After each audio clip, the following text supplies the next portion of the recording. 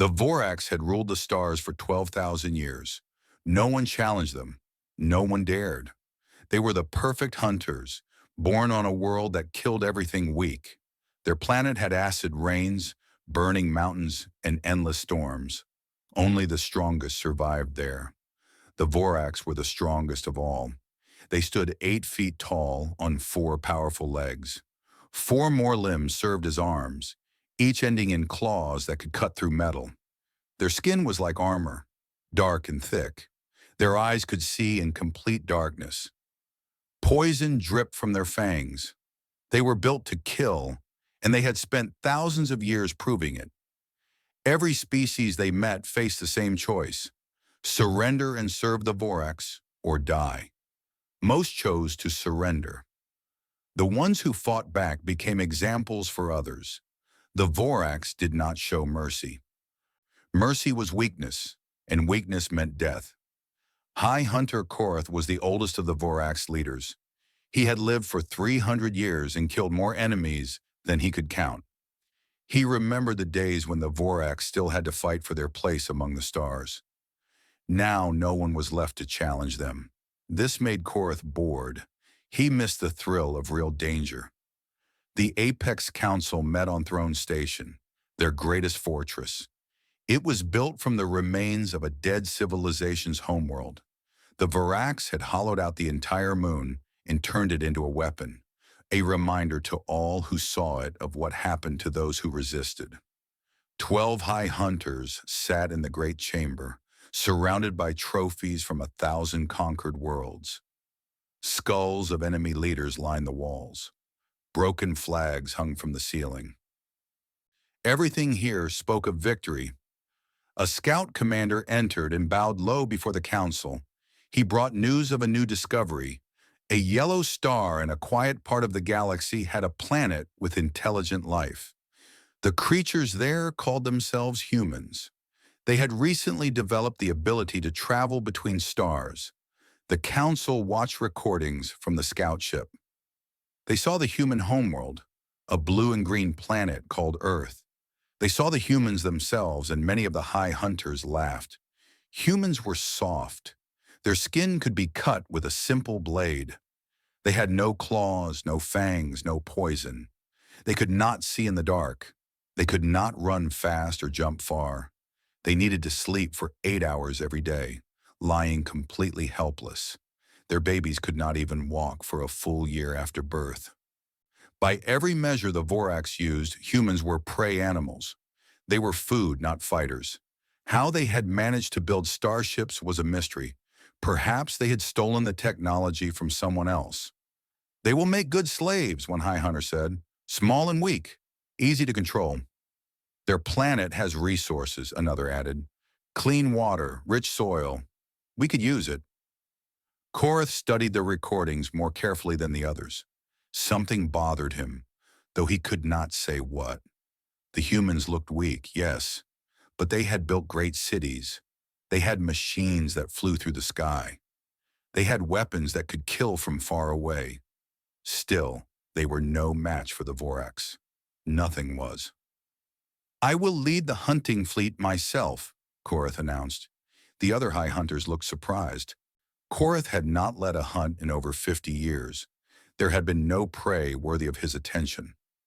"These creatures are beneath you," a younger hunter said. "Send a lesser commander." Korath stood, his full height filling the chamber with shadow. "I am bored," he said simply. "These humans will provide amusement. Perhaps they will run well before they die. Perhaps some of them will even try to fight. It has been too long since I tasted real fear in my prey." No one argued with him. No one ever did. Korath selected 20 warships for the mission. It was more than enough to conquer 100 worlds like Earth. He chose his best warriors, hunters who had proven themselves in countless battles. They prepared their weapons and sharpened their claws. Before leaving, Korath visited his private trophy room. Here he kept his most prized kills. The skull of the last king of the Talari Empire, the preserved heart of a Noxian war chief, the spine of a creature that had once been called a god by its worshippers. Soon he would add something new, perhaps the head of whatever human leader was foolish enough to resist. The fleet launched from Throne Station and entered hyperspace. The journey would take several weeks. Korath spent the time studying more recordings of humans, learning their languages, watching their strange behaviors. They gathered in large groups to watch other humans play games. They made images and sounds they called music and art. They spent enormous resources caring for their sick and old, even when those individuals could no longer contribute anything useful. They kept animals in their homes as companions, feeding them and playing with them for no practical reason. Strange creatures, weak, sentimental, easy to break. Korath felt the familiar excitement of the hunt building in his chest. He imagined the terror on their soft faces when they saw the Vorax ships filling their sky. He imagined their screams as his warriors descended upon their cities. He imagined their complete and total surrender. The Vorax had never lost a hunt. They never would. The universe belonged to predators, and the Vorax were the greatest predators of all. Or so they believed. The Vorax fleet dropped out of hyperspace behind Earth's moon. They activated their cloaking field, the same technology that had allowed them to surprise 1,000 worlds before. No species had ever detected a cloaked Vorax ship. It was impossible. Korath ordered his warriors to watch and wait. He wanted to study these humans more closely before the hunt began. He wanted to understand their defenses, their weapons, their weaknesses. A good hunter always knew his prey. The first strange thing happened within 3 hours of their arrival. A message broadcast from Earth, aimed directly at the hidden fleet. It was in the Vorax language. The humans were asking who they were and why they had come. Korath felt his claws tighten on his command chair. This was impossible. No one could see through Vorax cloaking technology. No one. He ordered his ships to move to a new position. Another message came within minutes, tracking their movement perfectly. The humans were watching them. Somehow these soft creatures with their weak eyes had found a way to see the invisible. The crew grew nervous. Korath could smell their fear in the recycled air of the ship. He killed that fear with sharp words and sharper looks. They were Vorax. They did not fear prey animals. But doubt had entered his mind like a splinter, small and painful. He ordered more scans of the human planet. What he learned did not comfort him. The humans had moved their military forces to high alert within an hour of the fleet's arrival. Weapons were being moved into position. Soldiers were being organized. Ships were being launched. They had done all of this calmly and efficiently. There was no panic, no chaos. The humans acted like they had been expecting visitors. Korath decided to proceed with first contact. Let the humans see their conquerors face to face. Let them understand what they faced. Then they would show proper fear. A Vorax shuttle descended toward one of Earth's largest cities. The buildings were tall, reaching toward the sky like fingers. Millions of humans lived here, crowded together in their strange hive. Korath brought 50 of his best warriors with him. They were armed with weapons that could level buildings. The shuttle landed in an open area surrounded by human soldiers. Hundreds of them stood in neat lines, holding weapons, watching without expression. They wore matching clothes and stood perfectly still. Discipline, organization, things Korath had not expected from prey animals. One human walked forward as the Vorax emerged from their shuttle. She was small and old, with gray hair and a face marked by time. She wore decorated clothing that marked her as a leader. She showed no fear at all. She spoke, and a small device translated her words into the Vorax language. I am General Chen. You are not the first predators we have faced. You will not be the last. State your intentions. Korath studied her. Her heart was beating fast. She was afraid, but she controlled that fear completely. It did not show in her face or her voice or her stance. She stood before creatures that could kill her in a heartbeat, and she demanded answers from them. Interesting. I am High Hunter Korath of the Vorax Apex Council, he replied. Your world now belongs to us. You will surrender all weapons and submit to our rule. Those who obey will be allowed to live as servants. Those who resist will die. General Chen did not move. No. The simple word hung in the air. Korath had heard many responses to Vorak's demands. Begging, crying, desperate bargaining. He had never heard simple refusal spoken so calmly. One of his warriors lost patience. The young hunter lunged forward, claws extended, jaws opening to tear the old human apart. He would teach these creatures their place. The sound of gunfire filled the air. The warrior's body jerked and twisted as 17 bullets hit him in less than a second. He collapsed at General Chen's feet, dead before he touched the ground. The human soldiers had not moved. Their weapons had not even seemed to rise. They had been ready. They had been waiting for exactly this moment. They had known a Vorax would attack, and they had prepared for it. General Chen looked down at the dead warrior, then back up at Korath. We have been killing predators since before we could write. We have hunted species into extinction. We have tamed wolves and made them our friends. We have survived ice ages and plagues and wars against ourselves. She stepped closer, and Korath found himself fighting the urge to step back. You are big and strong and fast. So were the saber-toothed cats. So were the cave bears. So were 100 other predators that tried to make us prey. Her eyes were hard as stone. We are still here. They are not. Think carefully about what that means. She turned and walked away, surrounded by her soldiers. No one fired. No one moved. Korath returned to his ship in silence. For the first time in 300 years, he did not know what to do next. The hunt had begun, but he was no longer certain who was hunting whom. Korath returned to Throne Station without conquering Earth. For the first time in Vorax history, a fleet had come home without victory. The Apex Council demanded an explanation. Korath gave them one. They needed more information before attacking. Some of the younger High Hunters called him a coward. Korath killed 2 of them in ritual combat. The others stopped calling him names. The Council agreed to study humans before the next attack. They sent spies and scouts. They intercepted human communications.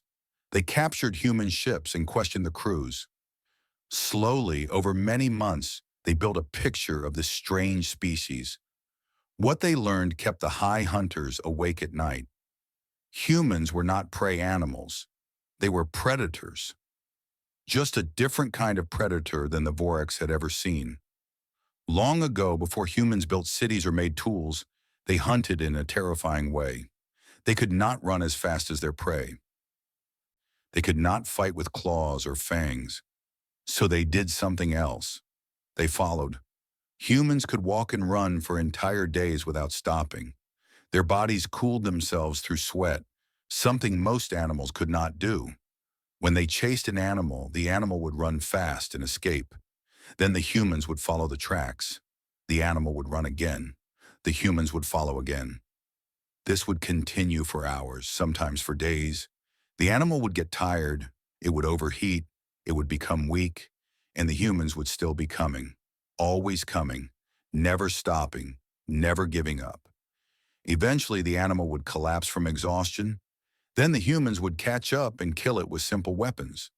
They called this persistence hunting. It was the foundation of everything humans had become. They applied the same persistence to everything. They did not just hunt animals this way. They hunted problems. They hunted knowledge. They hunted their enemies.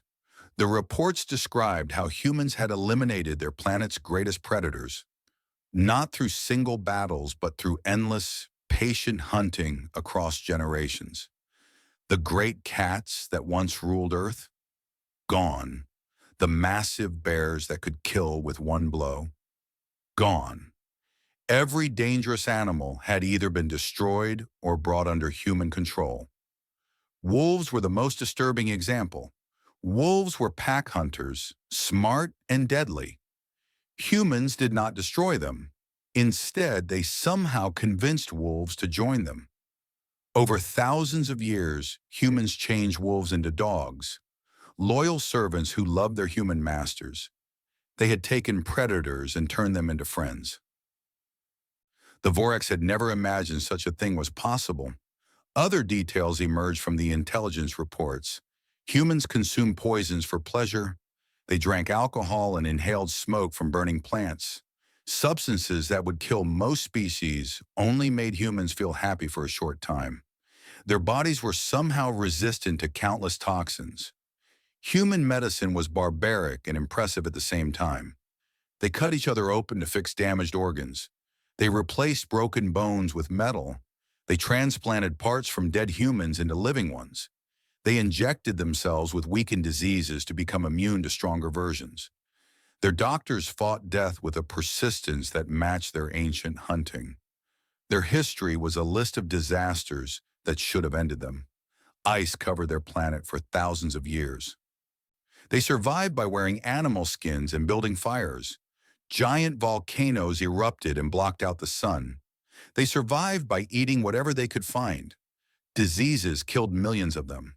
They survived by learning how sickness worked and building defenses against it.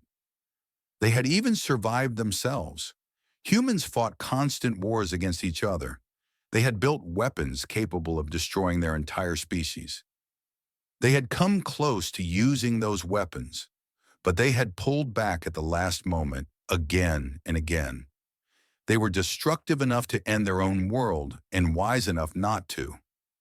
The Apex Council met to discuss the findings. The mood was different now. No one laughed at the soft pink creatures anymore. "They are insane," one high hunter said. "They survive things that should kill them. They do things that make no sense. They are not predictable. They learn too fast," another added. "Every ship we capture, they study. Every weapon we use, they copy. They are already building defenses against our technology." Korath listened to the debate in silence. He understood something the others had not yet accepted. The Vorax had always won through strength and speed and fear. They attacked hard and fast, and their enemies broke under the pressure. But humans did not break. They bent, they adapted, they survived, and they never ever gave up. For the first time in 12,000 years, the Vorax faced an enemy they might not be able to destroy. Not because humans were stronger, not because humans were faster, but because humans simply refused to stop fighting. The Council decided on a new strategy. They would not attack Earth directly. That would give humans time to adapt and learn. Instead, they would strike at human colonies, isolated outposts far from the homeworld. They would prove that humans could be defeated. They had to prove it, because the alternative was too terrible to consider. High Hunter Korath chose his target carefully. Proxima Centauri was the closest star to Earth with a human colony. 3,000 humans lived there on a small, cold world. They were miners and scientists, far from home, with limited defenses. An easy victory. 100 Vorax warships surrounded the planet. Korath sent a simple message to the colony: surrender or die. He expected quick submission. 3,000 soft creatures against the mightiest fleet in the galaxy. There was no logical reason to resist. The humans refused. Their leader was a young woman named Director Santos.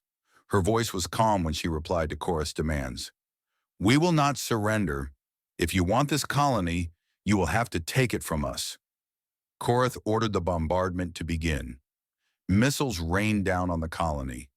Defensive shields flickered and failed. Buildings collapsed. Fires spread across the settlement. Korath watched from his flagship, waiting for the surrender signal. It never came. The humans retreated underground into mining tunnels. They sealed the entrances and continued resisting. When Vorax ground troops entered the tunnels, they found traps waiting for them.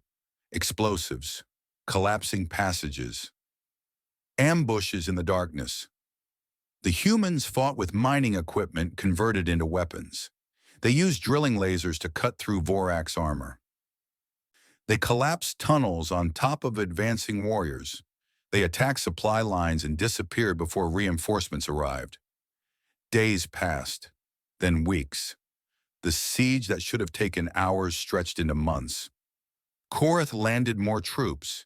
He used gas attacks. He flooded tunnels with water. Nothing worked. The humans always found a way to survive. They always found a way to fight back. The reports from the tunnels disturbed Korath deeply. His warriors spoke of human children learning to shoot weapons. Old humans with gray hair volunteering for suicide missions. Wounded humans refusing to stop fighting until they physically could not move. When food ran low, the humans rationed everything. Each person received exactly enough to survive, no more. When the rations ran out completely, they did something that shocked even the Vorax. They recycled their dead. Humans who died in the fighting were processed for nutrients. Their bodies fed the living. When captured, Vorax asked about this. The human prisoners showed no shame. They would have wanted to help, one young man said. They would have wanted us to survive. The Vorax ate their enemies as a show of dominance. Humans ate their own dead as a show of love. Korath did not understand these creatures at all. After 6 months, the siege settled into a stalemate. The humans could not break out. The Vorax could not break in. Korath was losing warriors every day to traps and ambushes. Worse, he was losing time. The humans were learning. Every battle taught them Vorax tactics. They captured weapons and took them apart to understand how they worked. They intercepted communications and decoded Vorax language. They watched and studied and adapted with terrifying speed. At the 11-month mark, sensors detected ships dropping out of hyperspace. Earth had sent a relief fleet. Korath studied the approaching vessels with disbelief. They were not warships. They were cargo haulers and research vessels, mining ships and passenger transports. The humans had taken whatever they had and converted it for war. The ships were ugly, patched together, clearly built in desperate haste. They should have been no threat at all, but they carried weapons that should not exist. Human engineers had studied every piece of captured Vorax technology. They had improved it. They had invented countermeasures. In 11 months, they had advanced decades in military development. The battle was chaos. Human ships flew in patterns that made no tactical sense until suddenly they did. They sacrificed themselves to protect other ships. They rammed Vorax vessels when their weapons failed. They fought with a fury that seemed almost religious. Korath lost 12 ships in the first hour, then 20, then 40. A human vessel, burning and clearly doomed, flew directly into the heart of Korath's formation.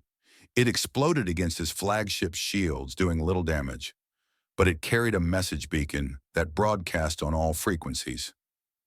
We are still coming. By the end of the battle, Korath had lost 63 ships. The human fleet was nearly destroyed, but they had won. The surviving Vorax vessels retreated from Proxima. On the planet below, 3,000 humans emerged from their tunnels. Fewer than 800 had survived the siege. They stood in the ruins of their colony, surrounded by the bodies of their friends and family, and they cheered. They had won. The message from Earth reached Throne Station 3 weeks later. It was short and simple and terrifying. We know where you live. We are coming. The Vorax had hunted 1,000 species across the galaxy. Now they understood what it felt like to be hunted. The humans were following them, and humans never stopped following. 3 years passed after the siege of Proxima. 3 years of war across a dozen star systems. 3 years of the Vorax learning what it meant to face an enemy that would not quit. Every battle followed the same pattern. The Vorax would win the first engagement. Their ships were faster, their weapons more powerful, their warriors better trained. They would destroy human fleets and conquer human worlds. Then the humans would come back. They would return with new weapons built from captured Vorax technology. They would use new tactics designed to counter Vorax strategies.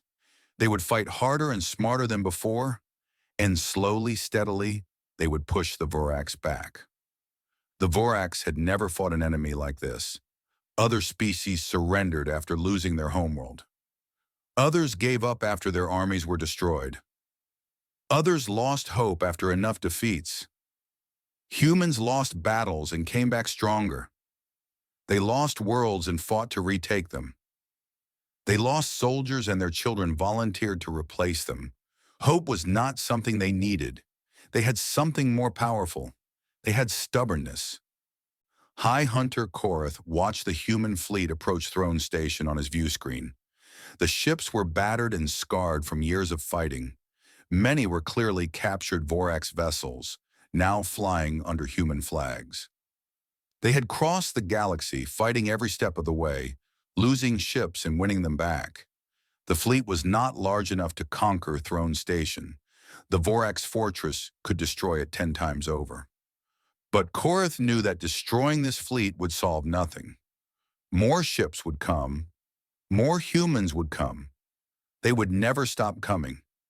He had studied human history exhaustively over the past 3 years. He understood them now, perhaps better than any Vorax ever had.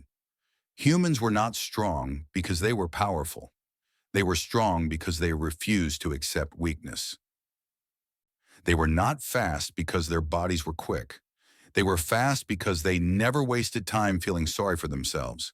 They were not deadly because they had natural weapons. They were deadly because they turned everything into a weapon. A human general once said that amateurs discuss tactics while professionals discuss logistics. Korath finally understood what that meant. The Vorax won battles. Humans won wars. Those were very different things. The communication request came from the human flagship. Korath accepted it. General Chen appeared on the screen. She was older now, her hair white, her face lined with exhaustion and determination. She had led the human war effort from the beginning. She had buried countless soldiers. She had ordered attacks that killed thousands of her own people, and she had never stopped. "High Hunter Korath," she said, "we need to talk." "You cannot win this battle," Korath replied. "Throne Station will destroy your fleet." "Probably," Chen agreed, "and then another fleet will come, and another after that. We have already started training the next generation of soldiers. Children who were born after this war began are now learning to fight. We will send them too, when they are ready." "You would sacrifice your children?" "We would give them the chance to protect their future." Chen leaned forward. "We are not here to conquer you. Conquest is inefficient. Empires fall. Occupied peoples rebel. History shows us again and again. We are here to give you a choice." Korath felt the other High Hunters watching through connected screens. The entire Apex Council was listening. "You can fight us," Chen continued. "You will win battles. You might win for decades, but we will never stop. Our children will continue what we start. Their children will continue after them. We broke your siege. We learned your technology. We followed you across 4 star systems. We will keep following. We will keep learning. We will keep coming." She paused and her expression softened slightly. "Or you can join us. Teach us what you know. Learn from us in return. There are worse things in this galaxy than the Vorax.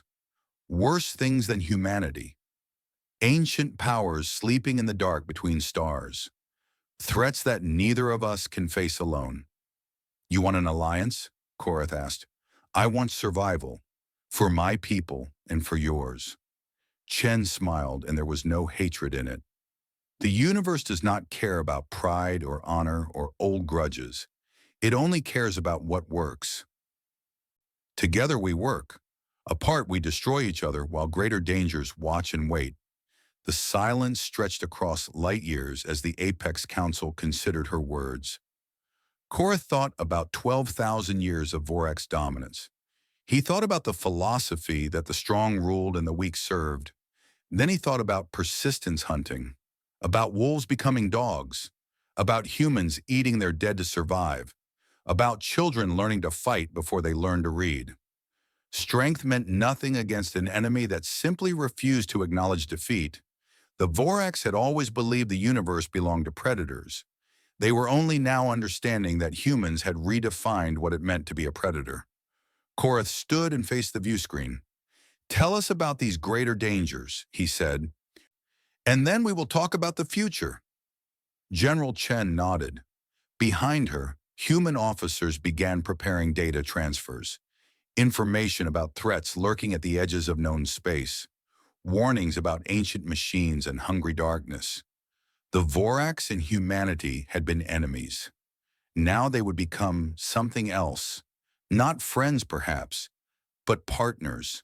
Fellow survivors in a universe that wanted to kill them both. The humans had come to Throne Station as conquerors and left as allies. They had done what no species had ever done before. They had made the Vorax afraid. And then they had offered them hope,